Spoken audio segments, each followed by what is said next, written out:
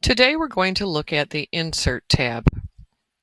It's located directly next to the Home tab and gives us a wealth of fun things to play with.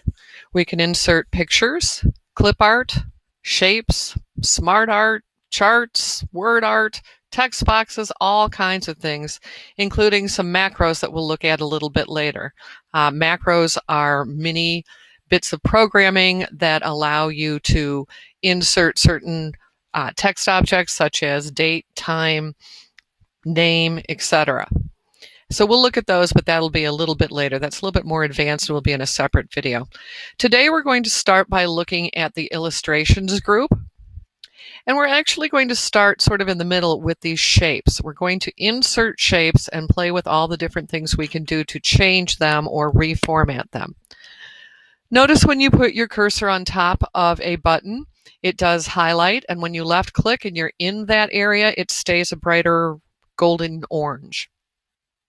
To begin with, let's just insert a simple square.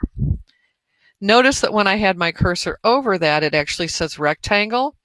But with Word, if you left click once, you will get an absolute perfect square. A square is a rectangle is not a square. Same thing with circle. So if I come off to the side, I click off of my object and go back to Insert Shapes, it will say oval as I select it, but if I left click once and don't drag, I get a perfect circle. Once I have an once I have an object highlighted, you'll notice that we get the Drawing Tools menu. Some of the things we can do, there are built-in styles that you can look at. I love these at the bottom. They tend to make the images look a little bit more like a button, almost sort of 3D. So you can select a style that has been pre-designed, but you can also make some choices yourself.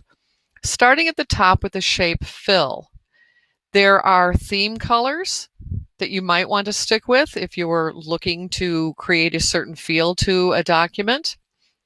You will see your standard colors across the top. They're kind of the ones we're probably used to seeing from back in kindergarten. You can turn off the fill so that there's absolutely nothing there. And you can go into more fill colors. So if you're not seeing what you like on these original colors, click on more fill colors.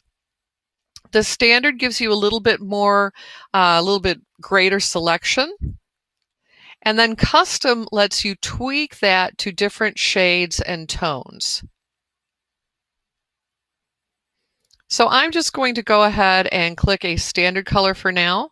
Notice I see the preview, and I'll say OK.